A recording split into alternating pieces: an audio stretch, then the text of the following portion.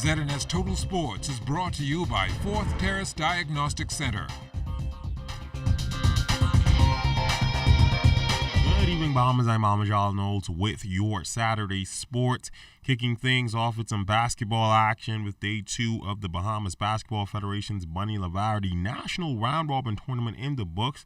There was a slate of games yesterday played at the AF Adderley Gymnasium. In the opener in Division 2, the Coca-Cola Outreach Saints out of Grand Bahama improved to 2-1 in the tournament, knocking off the Eleuthera All-Stars led by 17 points and 13 rebounds from Howard Hinsey. Last night was hard because we had 2 hard games. We played the B-League champions. We have 1 more game, and more than likely we will advance. We'll be playing Bimini tomorrow. I'm looking forward to playing the Breezers again, and I'll make a prediction. I'm going to beat Breezers by 4 points. We hungry. We know why we came here. But the tournament is running smooth, and we prepared. This is a different team. Most of my kids are from high school, but we really won this championship.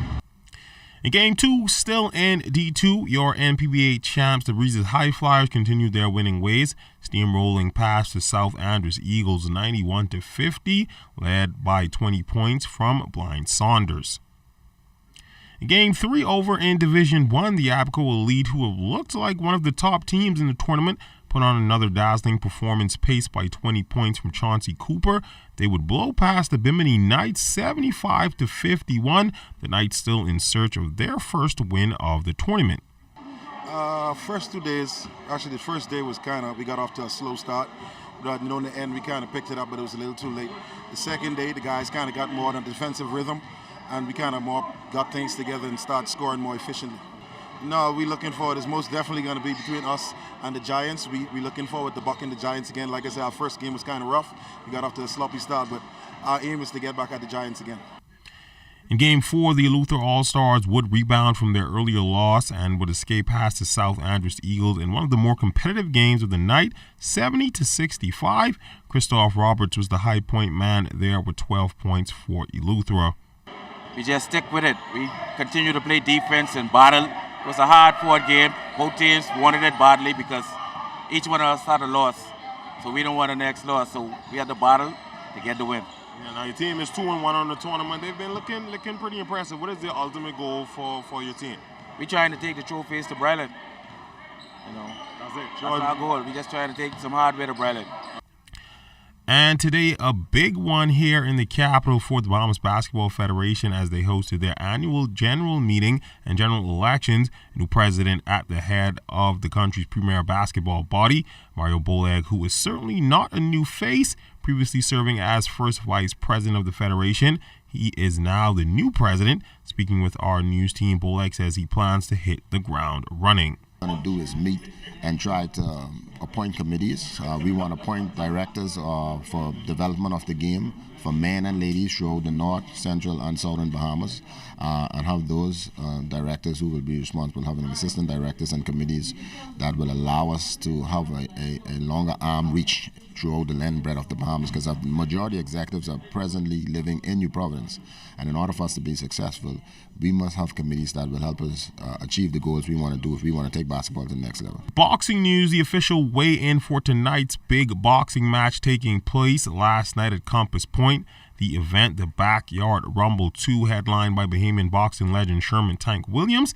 The event being put on by the Bahamian Sun Sports and Entertainment is expected to begin at 8 p.m. tonight at the Kendall Isaacs Gymnasium, featuring 6 professional and 3 amateur bouts. Williams was originally scheduled to face Orlando Knockout Farias out of Argentina in a 12-round main event. However, Farias withdrew and was replaced by Stacy Bigfoot Frazier out of the United States. Frazier, who is 49, has a record of 16-21 and has lost his last 6 bouts, most recently in September 2017 in Oklahoma. Now Williams, who is 46, comes into the bout with a 41-15 record and has won his last 4 bouts. The winner of the fight will claim the vacant Universal Boxing Organization Intercontinental Heavyweight title. This has been a journey. We started this Backyard Series last year in Grand Bahama in May, and like we promised, we're going to push forward despite the obstacles and the difficulties to bring back professional boxing in the Bahamas. I'm a professional for over 24 years now, and that would not have been possible if I didn't have the support of the Bahamas. So I think it's important for me to come back home and try to harness this for the future generations. We have a lot of good prospects. Everybody don't want to play basketball. And the Carifta water polo team seems to be hitting its stride over in Barbados. The under-14 team knocked off Barbados 13-4 and continued their winning ways in the under-16 division, again knocking off Barbados 16-5. An impressive start for Team Bahamas at the 2019 Carifta Games. And that's been a look at sports on this Saturday. A quick check on weather is up next. ZNS Total Sports is brought to you by 4th Terrace Diagnostic Center.